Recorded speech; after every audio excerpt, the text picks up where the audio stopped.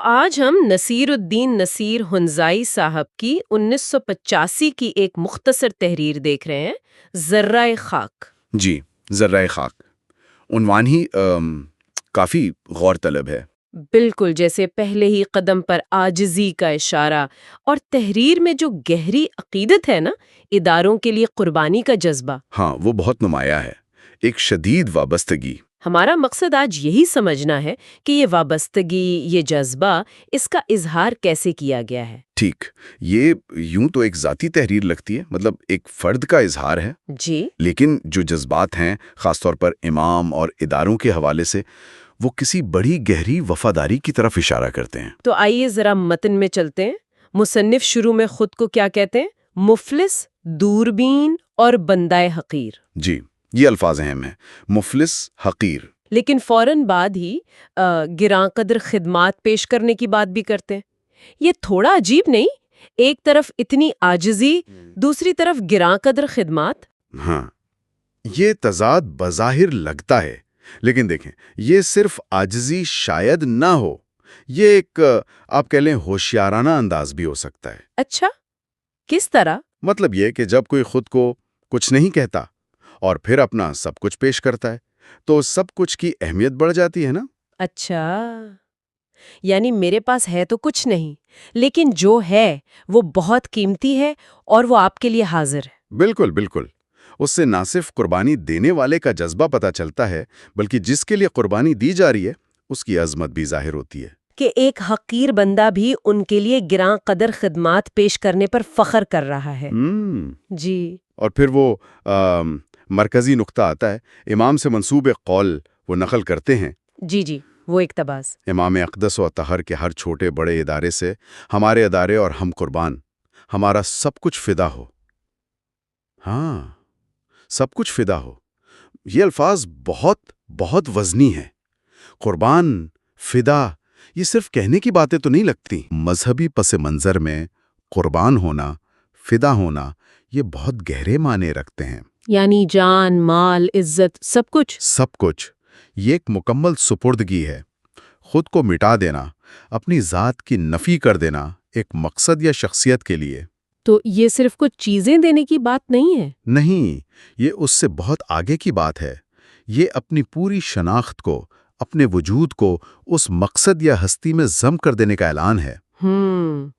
تو سوچنے کی بات یہ ہے کہ آخر وہ کیا چیز ہے، کیسی قیادت ہے جو اس درجے کی مکمل وابستگی پیدا کرتی ہے؟ بالکل، اور اسے قائم بھی رکھتی ہے۔ یہ کوئی معمولی بات نہیں۔ تو کیا یہ صرف ایک جذباتی کیفیت کا بیان ہے یا اس کے پیچھے کوئی نظریاتی پختگی بھی ہے؟ میرا خیال ہے یہ جذبات سے گہرا معاملہ ہے۔ یہ ایک طرح سے نظریاتی پختگی اور ایک شعوری فیصلے کا اظہار لگتا ہے۔ اچھا، اور یہ زبان، یہ الفاظ، یہ پیروکاروں کے لیے ایک مسلسل یاد دہانی بھی بنتے ہیں، ایک تحریک۔ ان کی سوچ، ان کے عمل کو ایک خاص سمت دیتے ہیں۔ جی، ان کی ترجیحات طے کرتے ہیں۔ یہ صرف عقیدت نہیں، بلکہ عقیدت پر عمل کرنے کا ایک مطالبہ بھی ہے۔ پھر ایک اور دلچسپ بات، مصنف اس جذبے کو صرف اپنی ذات تک نہیں رکھتے۔ وہ آگے کیا کہتے ہیں؟ وہ امید ظاہر کرتے ہیں، میری دلی تمنا اور امید ہے کہ میرے جملہ عزیزان جہاں بھی ہوں میرے ساتھ اتفاق کریں گے۔ اچھا، جملہ عزیزان یعنی سب لوگ۔ جی، تو یہ صرف ذاتی خواہش نہیں رہی، یہ ایک اجتماعی دعوت بن گئی، ایک توقع۔ ہاں، یہ پہلو اہم ہے، یہ ایک اجتماعی اپیل ہے۔ اس کے کیا معنی ہو سکتے ہیں؟ دیکھیں، ایک طرف تو یہ چیز گروہی شناخت کو بہت مضبوط کرتی ہے۔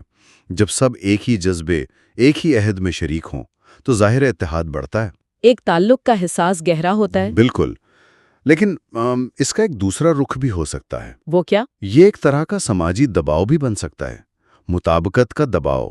یعنی اگر معیار اتنا بلند رکھا گیا ہے سب کچھ قربان کرنے کا اور سب سے اتفاق کی توقع ہے، تو پھر اختلاف کی گنجائش کم رہ جاتی ہے نا۔ سوال یہ پیدا ہوتا ہے کہ یہ اجتماعی اتفاق کیسے برقرار رکھا جاتا ہے، اس کی حدیں کیا ہیں؟ تو گویا یہ تحریر ہمیں انفرادی عقیدت اور اجتماعی وابستگی کے ایک خاص تعلق کو دکھاتی ہے، جی، جہاں ذاتی احساس قدر بھی اجتماعی مقصد کے لیے قربانی سے جڑا ہوا ہے۔ خلاصہ کریں تو 1985 کی یہ تحریر ذرا خاک. یہ ایک محترم شخصیت اور ان کے اداروں کے لیے غیر متزلزل مطلق عقیدت کا اظہار ہے. اور اپنا سب کچھ قربان کر دینے کی مکمل آمادگی کا. جی، یہ صرف مصنف کے ذاتی جذبات نہیں بلکہ ایک طرح سے پوری کمیونٹی سے اسی سطح کی وابستگی کی توقع بھی ہے. تو اس سب کا نچوڑ کیا نکلتا ہے؟ یہ تحریر ہمیں عقیدت کی ایک انتہا دکھاتی ہے. بالکل. اور یہ ہمیں ایک اہم سوال پر غور کرنے کی دعوت دیتی ہے. وہ کیا سوال ہے؟ سوال یہ ہے کہ جب عقیدت اتنی شدید ہو جائے، اتنی ہماگیر کہ فرد کی اپنی شناخت، اس کی ذات، ادارہ جاتی وفاداری سے پوری طرح جڑ جائے، ہاں، تو اس کا اثر ان افراد اور ان کمیونٹیز کے دنیا کو دیکھنے کے انداز پر، ان کے فیصلوں پر، ان کے اعمال پر کیا پڑتا ہے؟ جب کوئی اپنی ذات کو مکمل طور پر فدا کر دے تو پھر اس خود کا کیا بنتا ہے؟ جی، یہ وہ نقطہ ہے جس پر مزید سوچا جا سکتا ہے.